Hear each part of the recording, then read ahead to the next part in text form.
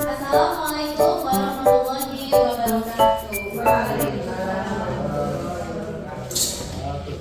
Bismillahirrahmanirrahim. Assalatu wassalamu ala asrofil anbiya'i wal mursalin wa ala alihi wa sahbihi ajmain. Amma ba'du. Yang terhormat Bapak Kepala Sekolah SDN Sanding 2, yang saya hormati Bapak Ibu Guru SDN Sanding 2. Pertama, marilah kita panjatkan puji syukur kehadirat Allah Subhanahu wa Ta'ala yang dengan rahmatnya kita masih dapat berkumpul di siang hari ini. Sholawat beserta salam semoga tercurah kepada Nabi besar Muhammad Sallallahu Alaihi Wasallam. Mudah-mudahan kita mendapatkan syafaatnya di akhir zaman.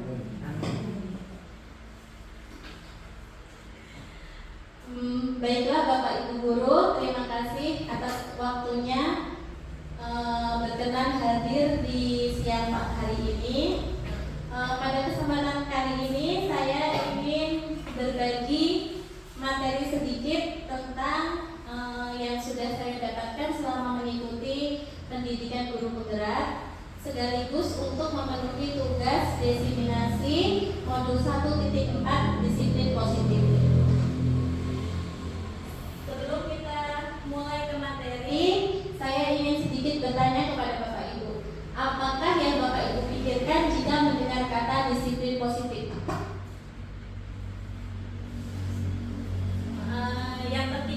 Yang terpikir oleh Bapak Ibu ketika mendengar kata disiplin positif?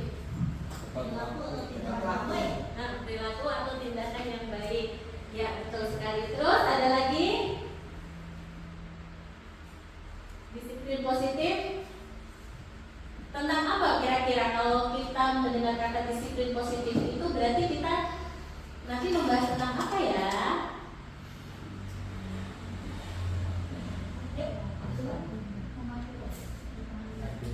Tentang peraturan yang ada di sekolah. Baiklah. Sebelum kita mulai, kita akan ice breaking dulu. Boleh minta kita akan ber-ice breaking tentang Abu dan Abi. Boleh berdiri sebentar Bapak Ibu.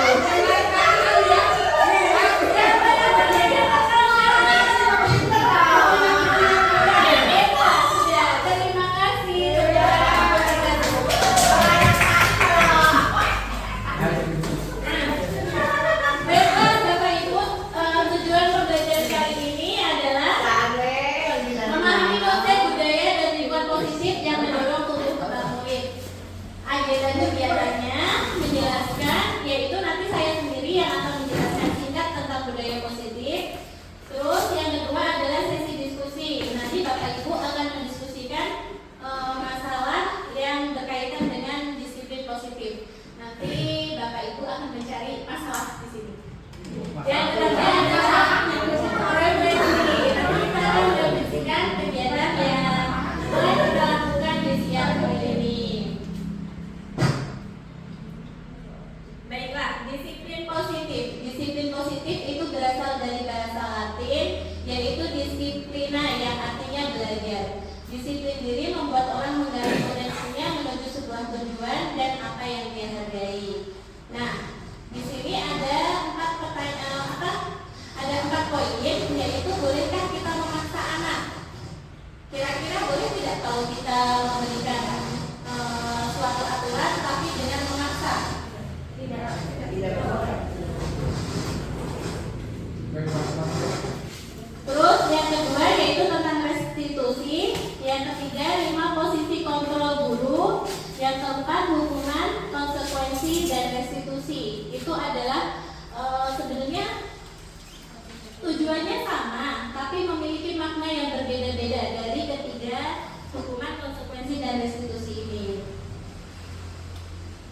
Nah, sebelum kita memulai materi, ada pertanyaan dulu. Yang pertama, apakah menurut Bapak Ibu jawab betul atau salah? Yang pertama, hukuman dapat mendisiplinkan anak. Betul atau salah? Betul atau salah? Betul. Yakin? Nah, yang kedua, pemberian hukuman dengan hal positif seperti membaca atau membersihkan halaman sekolah dapat meningkatkan disiplin anak. Kira-kira betul atau salah? Yakin? Nah, yang pertanyaan ketiga, memberi penghargaan dapat meningkatkan motivasi belajar anak. Betul atau salah? Yakin? Ya, kita simpan dulu jawaban Bapak Ibu, simpan dalam hati. Ketiga pertanyaan ini Bapak jawab betul atau salah. Nanti kita akan bahas di materi selanjutnya. Nah, teori motivasi perilaku manusia. Dalam bertindak, manusia itu pasti mempunyai motivasi. Betul atau tidak? Kalau kita misalkan mau datang pagi atau mau bekerja, itu ada motivasinya. Betul atau tidak? Nah, motivasi itu ada 3 yang mendasari kita melakukan suatu tindakan. Itu ada 3 alasan. Yang pertama adalah hukuman. Teori motivasi berdasarkan hukuman ini adalah ketika kita melakukan suatu tindakan itu dikarenakan kita menghindari ketidaknyamanan atau hukuman. Dan apabila terjadi hukuman yang terjadi apabila kita tidak melakukannya. Itu misalnya kita datang pagi karena teguran kepala sekolah. Supaya kita nyaman, berarti kita datang pagi supaya tidak ditegur. Sebenarnya teguran itu bukan hukuman, tetapi rasa tidak nyaman.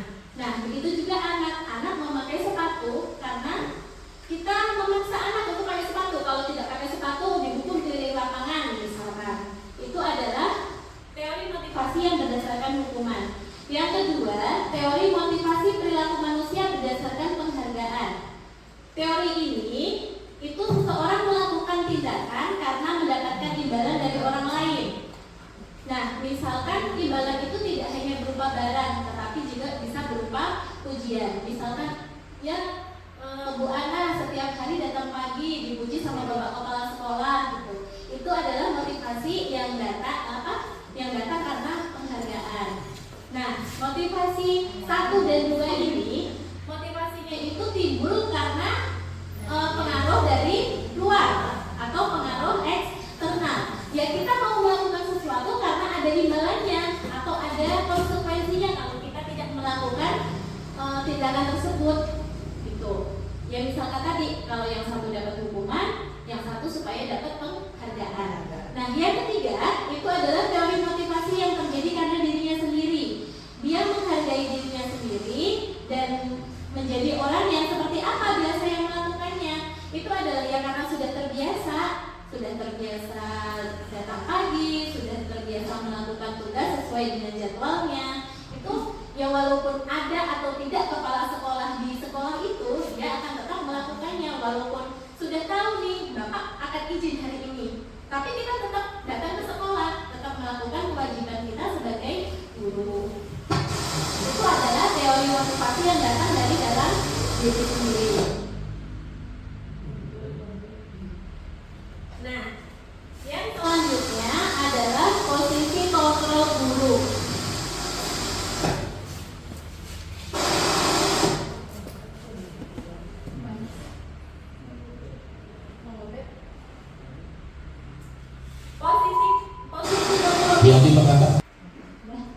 Dari teori motivasi tadi, tindakan kita kepada murid kita itu ada posisi kontrol guru. Nah, posisi kontrol guru itu apa? Ya, itu adalah apa? Lanjutan dari motivasi tadi.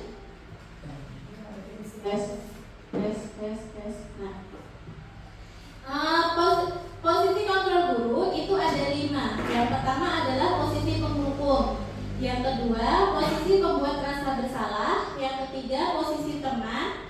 Keempat, posisi pemantau. Dan kelima adalah posisi manajer. Dari namanya, kira-kira Bapak Ibu guru mana yang sering kita lakukan ke anak?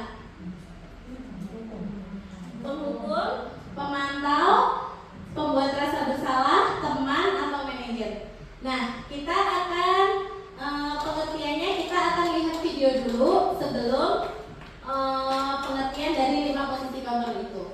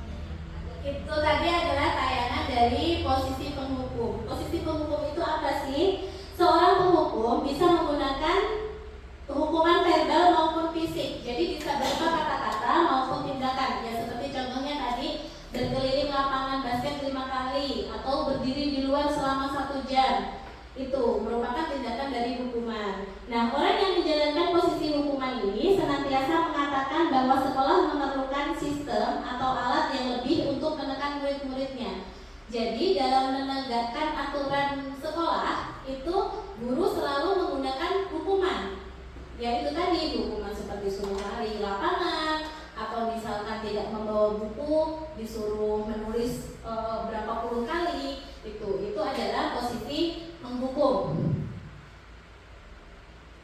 Nah, kata-kata yang biasa guru sebutkan di posisi penghukum ini adalah patuhi aturan saya.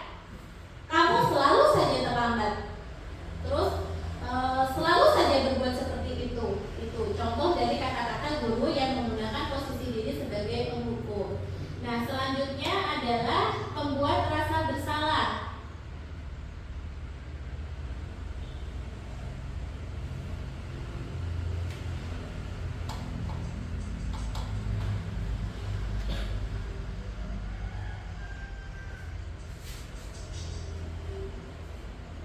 Jadi kasusnya sama ya Ibu, kasusnya sama, Narek ini terlambat.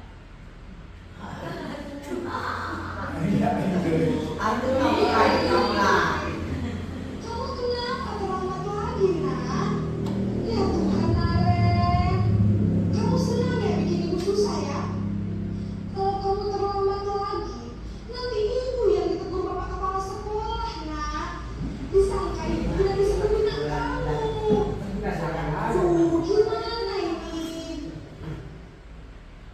Maaf Bu, Bu Gusti Naren. Kamu suka ya kalau ibu ditegur bapak kepala sekolah?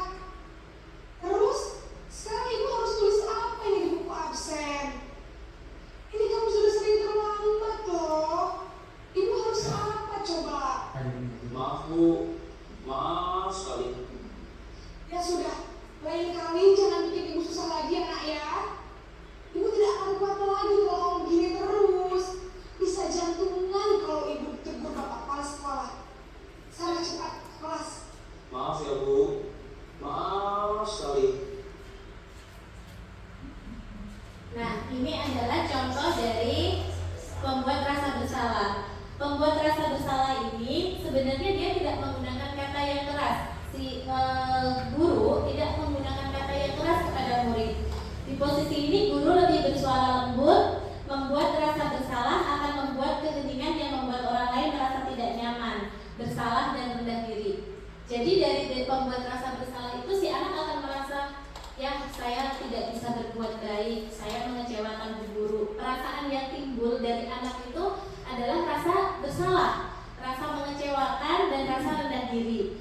Biasanya kata-kata yang disebutkan oleh guru itu adalah ibu kecewa dengan kamu karena kamu tidak mengerjakan PR contohnya. Terus berapa kali ibu harus memberitahu kamu, pakailah baju yang benar misalkan. Jadi anak itu merasa bersalah dalam dirinya, gara-gara saya ibu jadi kecewa. Itu. Yang ketiga adalah posisi sebagai teman.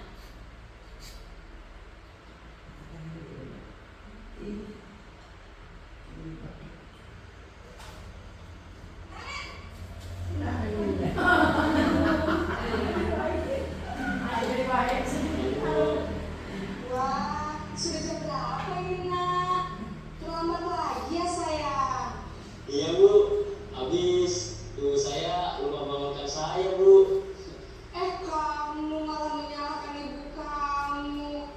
Kamu bukannya anak yang larinya paling kencang. Kok terlambat sih?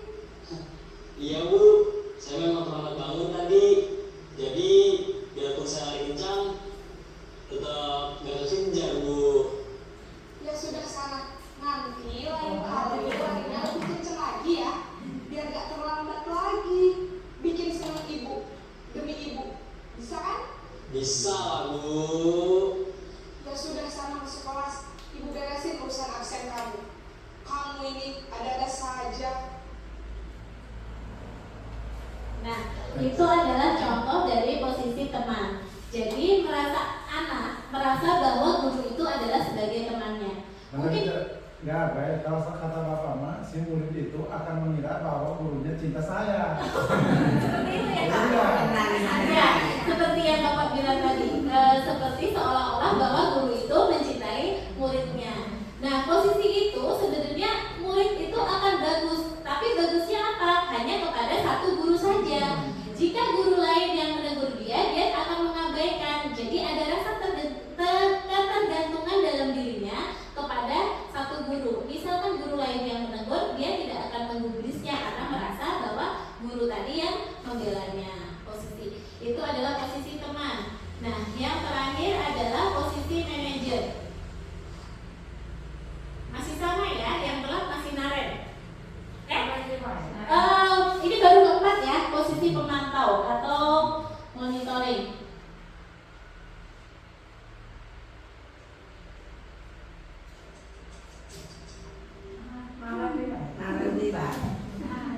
Dengan sekolah lu kayaknya.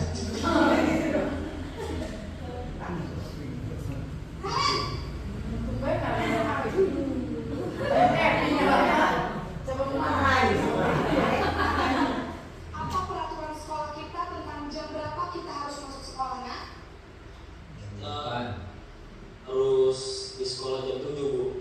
Iya betul, sekarang sudah jam 7.20. Naren sudah tahu konsekuensinya jika terlambat hadir.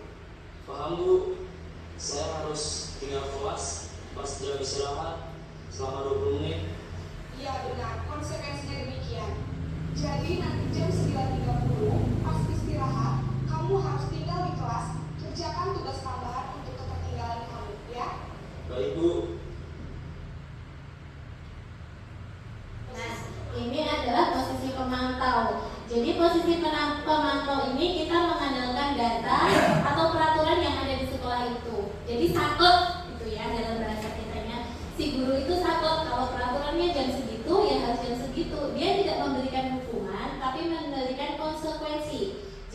dari apa yang dibuat oleh murid itu. Jadi misalkan muridnya tidak memakai, harusnya hari Senin memakai sepatu hitam, tetapi si murid tidak memakai sepatu hitam, itu si guru itu yang pada posisi pemantau akan menyuruh anaknya untuk melepas sepatunya.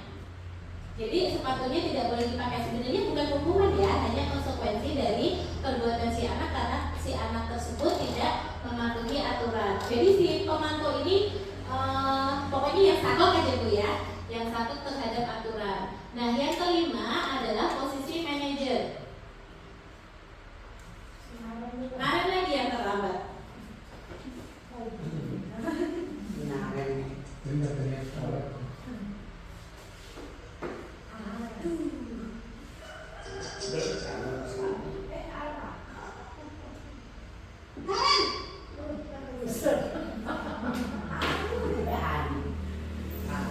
Ibu, Selamat pagi Naren.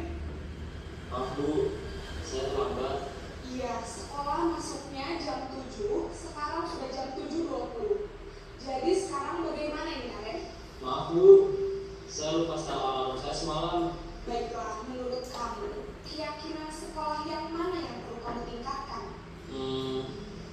Hargai diri sendiri dan orang lain mungkin ya Bu. Setuju.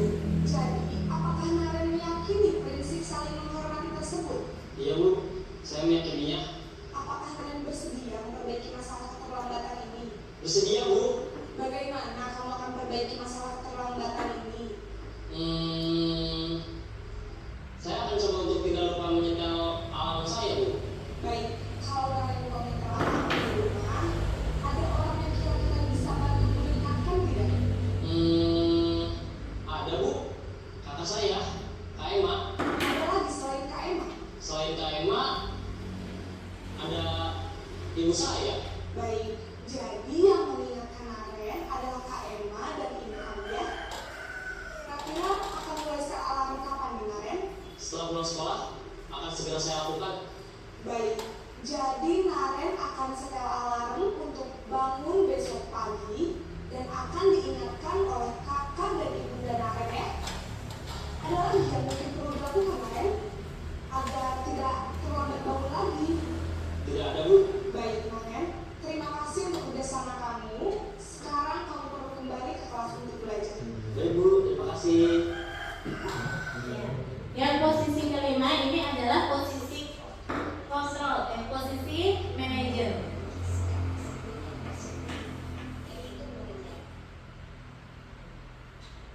Posisi manajer ini adalah posisi di mana guru berbuat sesuatu bersama dengan murid. Jadi guru dan murid itu bersama-sama memecahkan permasalahan yang terjadi pada murid dan bersama-sama memperbaikinya. Jadi guru menanyakan apakah solusi dari permasalahan yang dia buat. Ibu guru tadi siapa namanya? Siapa ya Pak? Belum kenalan Pak. Nah, ini adalah tabel perbedaan dari posisi kontrol guru. Jika di posisi kontrol penghukum dan pembuat rasa bersalah, itu akan menyebabkan murid kita mengalami gagal identitas, ya, kontrol dari luar. Jadi kalau seandainya penghukum itu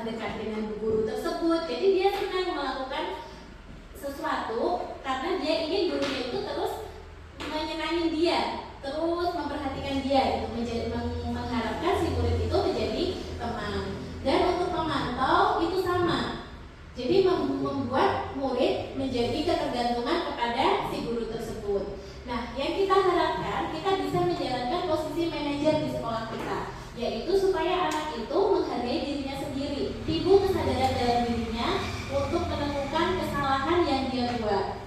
Nah, saya punya video yang kemarin saya praktekkan dengan anak murid kelas 5.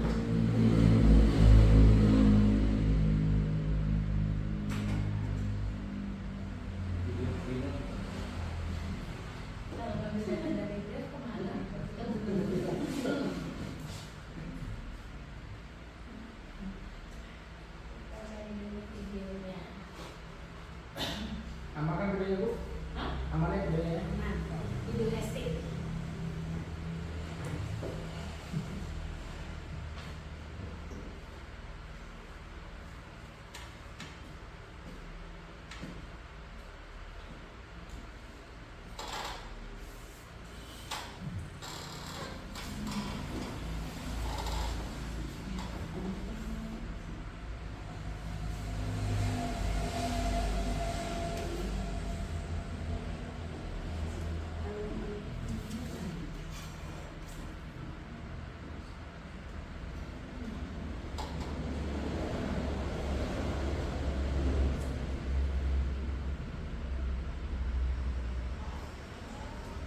Ini adalah contoh video restitusi yang telah saya lakukan dengan murid kelas 5, yaitu Mutia.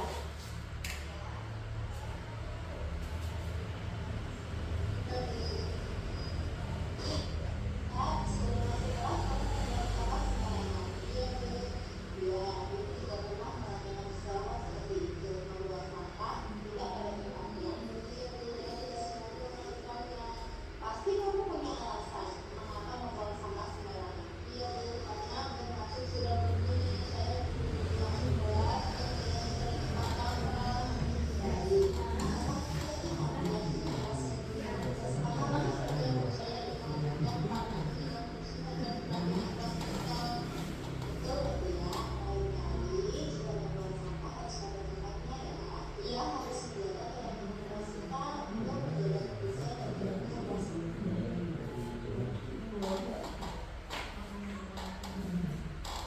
Ya, itu tadi adalah salah satu video restitusi yang telah saya lakukan dengan murid kelas 5.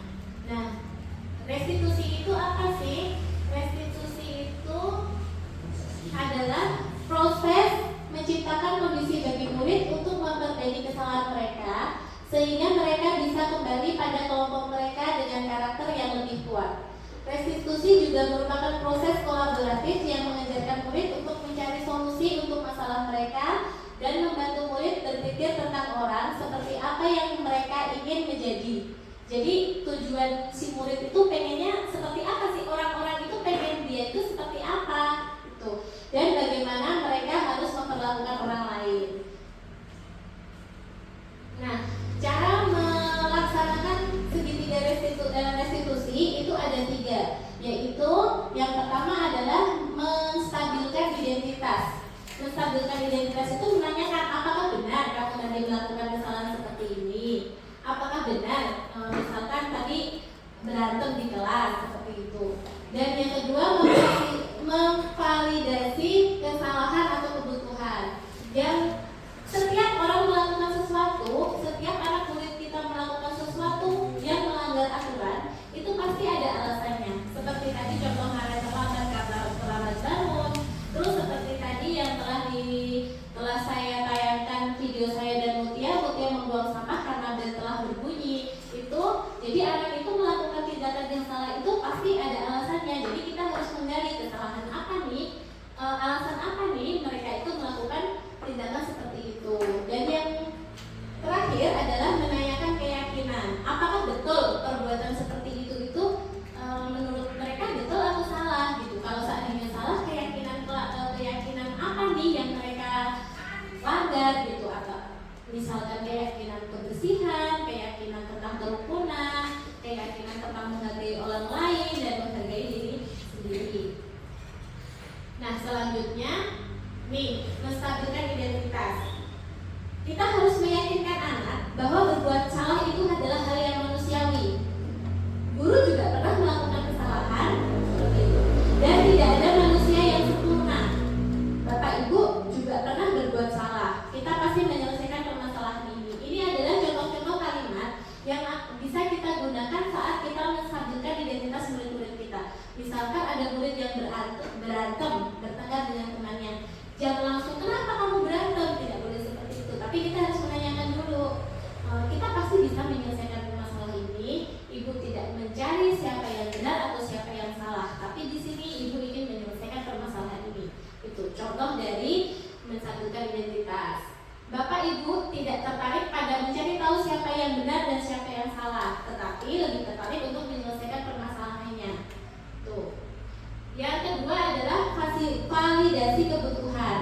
Nah, validasi kebutuhan ini kalimat yang bisa kita lontarkan itu adalah mencari alasan mengapa murid tersebut melakukan hal yang melanggar aturan. Misalkan kamu pasti punya alasan mengapa melakukannya, atau apa yang penting bagi kamu, atau maukah kamu belajar cara lain untuk mendapatkan yang kamu butuhkan tanpa harus memukul, tanpa harus merebut.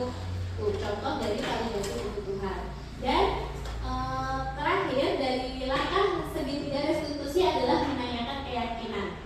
Keyakinan atau nilai yang diyakini pada saat kita dengan anak itu. Jadi keyakinan kelas yang kita buat pada awal pelajaran ya. Nilai apa yang kita percaya di kelas atau di sekolah kita. Misalkan kan di sekolah itu ada peraturan. Nah, pada anak kita itu harus menanyakan peraturan mana nih yang kita langgar dari perbuatan tersebut. Terus nilai-nilai universal apa yang telah kita sepakati? Apakah yang kamu rasakan ketika kamu melakukan itu? Kamu menjadi orang yang seperti apa? Seperti itu. Nah, sekarang sesi diskusi saya akan membagikan kertas yang akan Bapak Ibu isi. Jadi silahkan dibentuk kelompok, satu kelompok 2 orang, dan silahkan contoh kasus yang terjadi di kelas Bapak Ibu. Misalkan ada yang berantem, atau ada yang terlambat, ada yang mencuri, ada yang lain sebagainya yang pernah Bapak Ibu alami. Dan nanti kita akan membuat segitiga restitusinya atau percakapan yang menggambarkan dari segitiga restitusi ini ya. Nanti saya akan membantu membuat kasusnya. Jadi silakan Bapak Ibu tulis dulu kasusnya seperti apa. Nanti saya minta tolong kepada Bapak Ibu untuk mempresentasikan ke depan.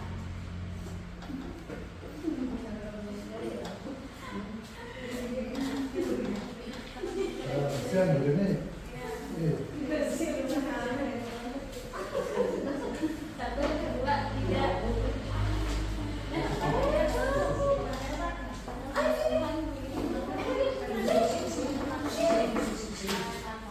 Pokoknya permasalahan apa aja yang terjadi di kelas, yang baru-baru juga boleh. Pasti ada, masa dalam Santiwani mengajar tidak ada masalah sama sekali. Hebat sekali berarti kelasnya. Mana saja, nanti pasti ketemu solusinya. Nah, di kelas bersamaan. Satu aja, satu. Solusinya bagaimana? Nah, langsung dibuat segitiga solusinya.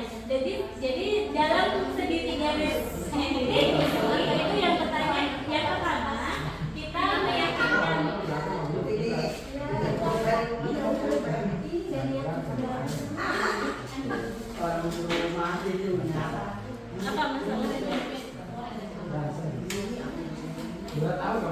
Berantem si Bule dan si Pairus. Apa saja?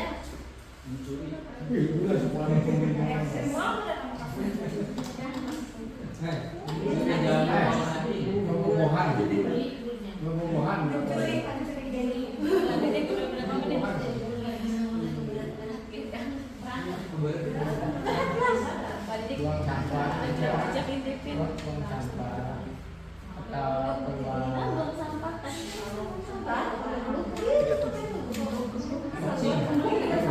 keluar tanpa izin, keluar kelas tanpa izin, kan ini bukan masalah, keluar kelas tanpa izin.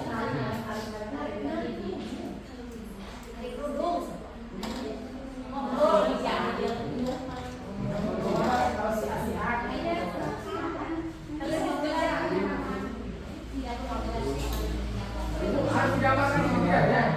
Nggak usah digambarkan sedikitnya, kita nanti membuat percakapan yang kira-kira bisa kita lakukan jika anak itu bermasalah menangis. Bisa langsung dari Misal si A sama si B boleh.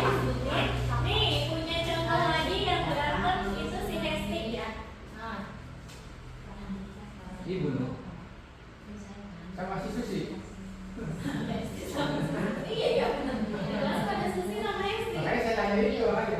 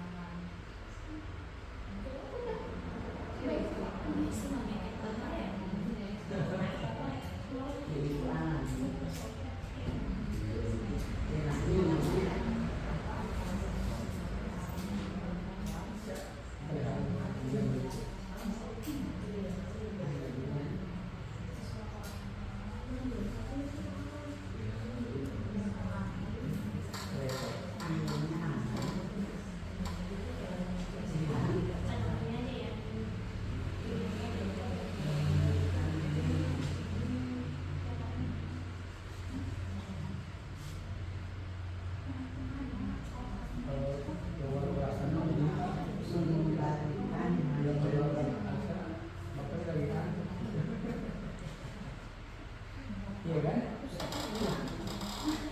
Oh,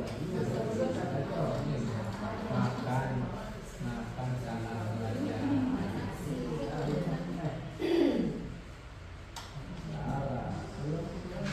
Nih, jadi nanti Bapak Ibu akan membuat percakapan seperti contohnya ini yang di depan.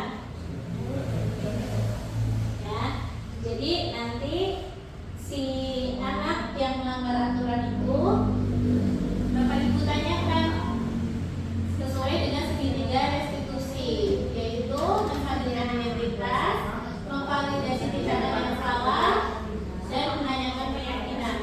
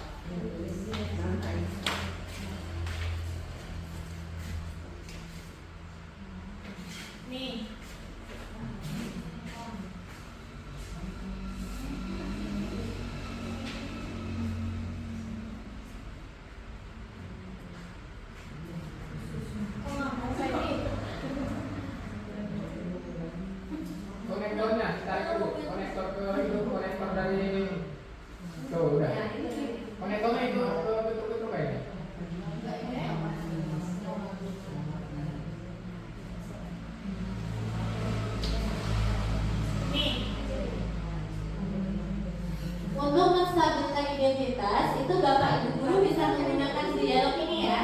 Bisa menggunakan berbuat salah itu tidak apa-apa, tidak ada manusia yang sempurna. Saya juga pernah melakukan kesalahan seperti itu. Kita bisa menyelesaikan masalah ini. Atau Bapak Ibu guru tidak tertarik mencari siapa yang salah, tapi Bapak Ibu ingin mencari solusi dari permasalahan ini.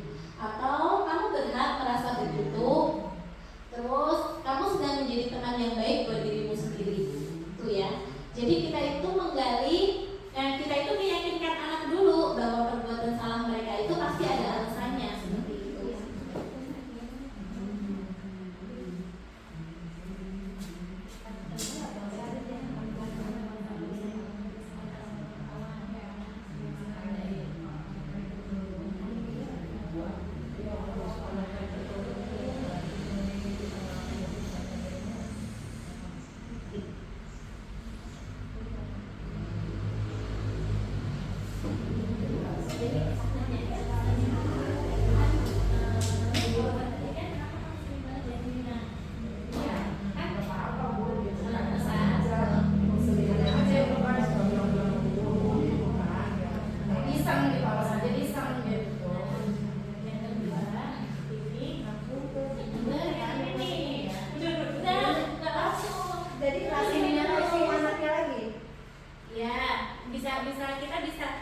Berbuat salah itu tidak apa-apa. Atau yang ini nih,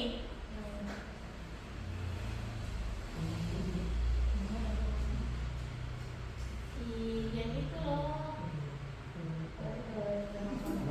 pasti kamu punya. Jadi kalau yang ini tuh punya alasan kan, ya udah iseng aja gitu, siapa aja, terus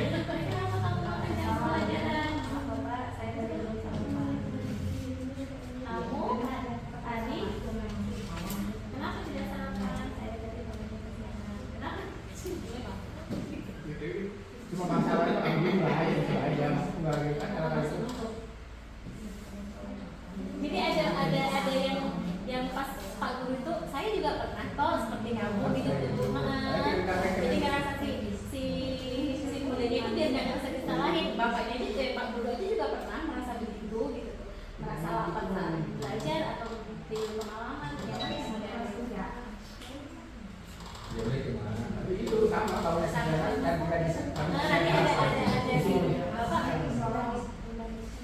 Bapak juga pernah kok seperti itu.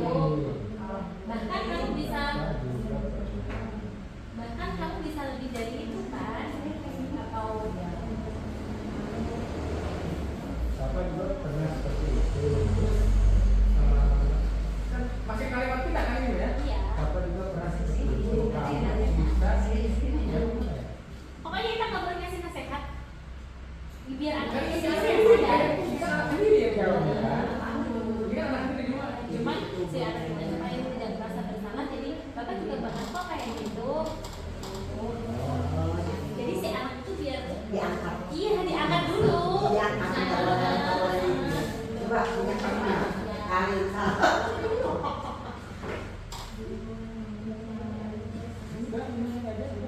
lanjutin. Siap presentasi ya. Pak Edi yang presentasinya kan iya lah.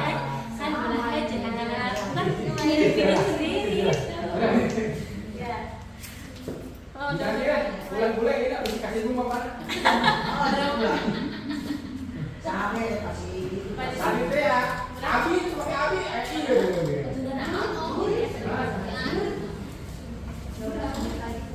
Nama saya anak saya. Sudah selesai ya Bapak Ibu ya? Sudah siap untuk presentasi? Jadi tugas Bapak Ibu menemukan masalah yang terjadi di kelasnya, terus membuat skrip atau percakapan segitiga diskusi kira-kira seperti apa permasalahan itu bisa diselesaikan.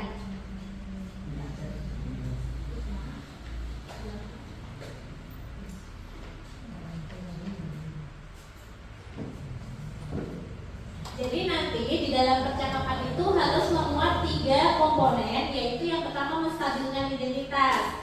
Yang kita itu anak-anak dulu, berbuat salah itu tidak apa-apa.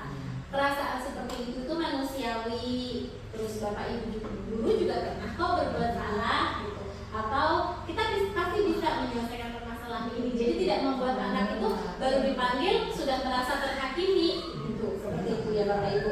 Terus yang kedua harus ada komponen memvalidasi kebutuhan. Kamu pasti punya alasan mengapa melakukannya. Terus apa yang penting bagi kamu? Maukah kamu belajar cara lain untuk mendapatkan yang kamu butuhkan tanpa harus memukul atau merebut atau berantem seperti itu. Yang komponen ketiga itu menanyakan keyakinan. Di yang pertanyaan kita yang setelah mau selesai itu kita harus tanya, pilih apa nih yang kita percaya di kelas kita?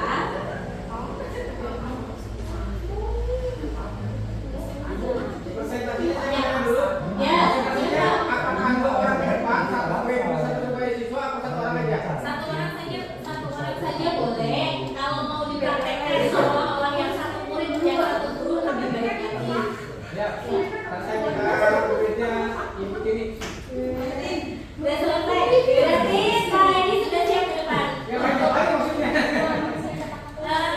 Untuk mempersingkat waktu kita ambil satu contoh saja ya, satu kasus.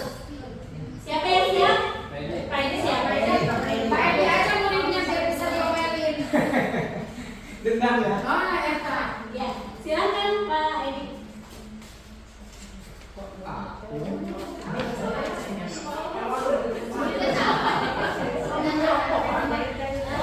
Boleh dipaparkan dulu permasalahan yang boleh dijelaskan seperti apa. Terus kalau sudah ada permasalahannya, boleh dibacakan. Kira-kira percakapan seperti apa nih yang bisa dilakukan? Terima kasih Ibu atas waktunya. Mohon dikoreksi jika ada yang kurang pas. Permasalahannya adalah makan saat jam belajar pertama, ya. Jam belajar maksudnya. Jadi permasalahannya adalah makan di saat jam pelajaran.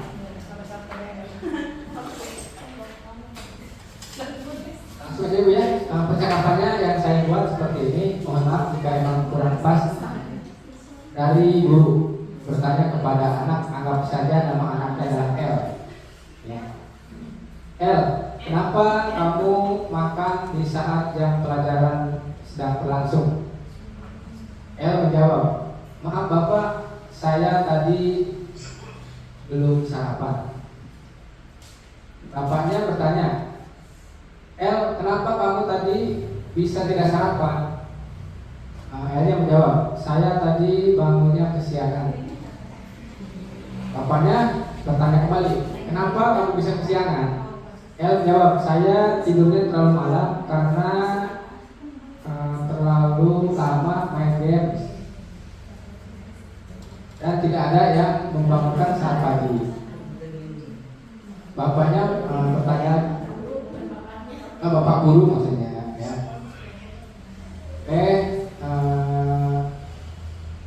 Bapak juga pernah seperti itu. Bapak juga pernah bangun kesiangan, tidurnya malam dan tidak sarapan. Ya. Terus gimana caranya agar L tidak melakukan kesalahan yang tadi? Gimana caranya itu L? Baik, Bapak, saya tidak akan melakukan hal seperti itu lagi, tidak akan tidur terlalu malam, tidak akan main games lagi, dan diusahakan akan bangun tepat waktu.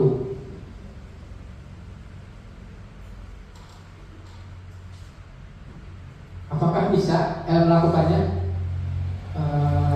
Insya Allah saya, kata si L-nya, berjanji siap akan melaksanakan atau melakukan yang tadi sudah saya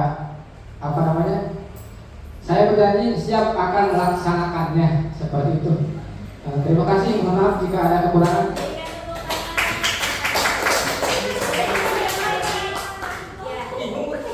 Itu tadi adalah kasus yang terjadi di kelas KID ya. Jadi si L itu adalah kasusnya makan di saat jam belajar. Nah, kita akan kupas di sini dari percakapan yang dibuat oleh KID itu mana yang merupakan mana yang merupakan menstabilkan identitas, mana yang merupakan validasi kebutuhan, dan mana yang merupakan keyakinan.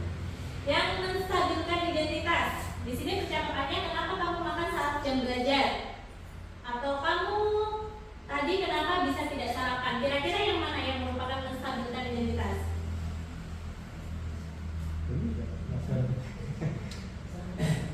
Ada masuk nggak itu kira-kira?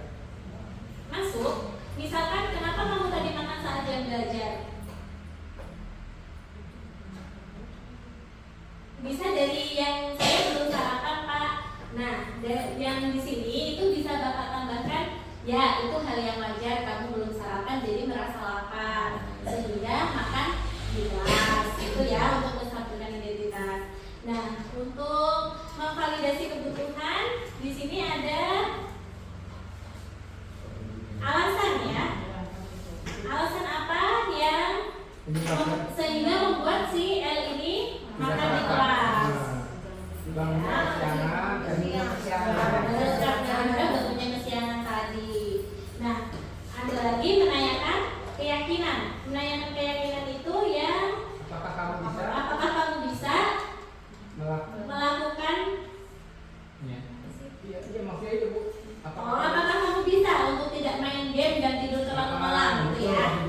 Untuk meyakinkan, menanyakan keyakinan. Apakah bisa dilakukan untuk kedepannya itu tidak akan mengulangi kesalahan yang sama lagi? Atau ada lagi yang mau ke depan? Ini untuk KID sudah itu ya, sudah kena tidak ada diskusinya. Buana katanya buana. Mau ngambil materi keluar saat belajar, gurunya tidak kemarahan, bingung kan? Bu ini, boleh bacakan kasus tersebutnya.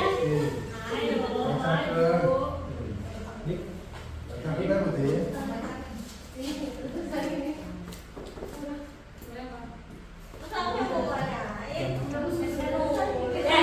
Baiklah, dari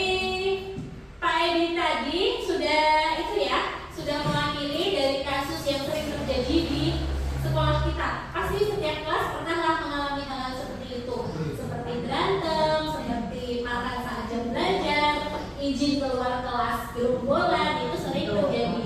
Nah, kita sebagai guru sebaiknya tidak mengambil posisi yang empat tadi Bapak Ibu ya, yang penghukum, teman, pemantau, satu lagi membuat rasa bersalah. Itu sebaiknya tidak kita gunakan, tapi kita menggunakan yang posisi manajer dengan menerapkan segitiga restitusi ini. Jadi kita tidak membuat anak merasa bersalah, tetapi membangun keyakinan bahwa anak itu bisa loh berbuat dengan sesuai aturan dari dirinya sendiri tanpa pengaruh dari orang lain, tanpa harus kita hukum, tanpa harus mendapatkan pujian dari kita. Dia bisa menumbuhkan sendiri rasa rasa disiplin dalam dirinya seperti itu. Nah, diskusi untuk kita untuk kali ini saya anggap cukup. Saya ingin satu orang merefleksikan kegiatan ini dari perasaannya, pembelajaran yang bisa diambil, dan harapan ke depan untuk menerapkannya. Boleh satu orang? Yuk, khusus.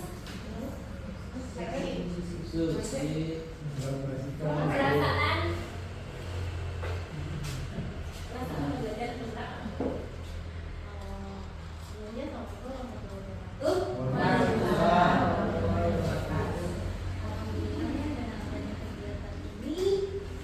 jadi ada masukan membuka kita. Biasanya kita di kelas seperti apa? Ternyata apa yang kita lakukan ada yang lebih baik, lebih baik ke depannya. Nah, alhamdulillah sekali dengan kegiatan ini yang kita bisa tahu tindakan apa nih yang harus kita lakukan di kelas terhadap anak, biar kita tidak menjatuhkan harga dirinya, mentalnya, sama kita tetap bisa membangun atau memperbaiki perilaku anak kita. Cukup itu aja. Alhamdulillah saya pribadi senang dapat info materi ini, terus itu bisa saya pakai di kelas saya sendiri sebagai anak didik saya sendiri. Terima kasih. Assalamualaikum warahmatullahi wabarakatuh. Terima kasih Bu Susi atas refleksinya. Mudah-mudahan kegiatan ini bermanfaat untuk kita semua, terutama untuk saya belajar menerapkan di kelas saya sendiri, dan mudah-mudahan teman-teman juga ikut merasa oh iya ini yang baru loh, yuk kita terapkan di kelas seperti itu ya. Mohon maaf atas banyak kesalahan yang saya sampaikan, banyak kurangnya. Terima kasih atas waktunya. Billahi taufiq wal hidayah. Wassalamualaikum warahmatullahi wabarakatuh. Waalaikumsalam.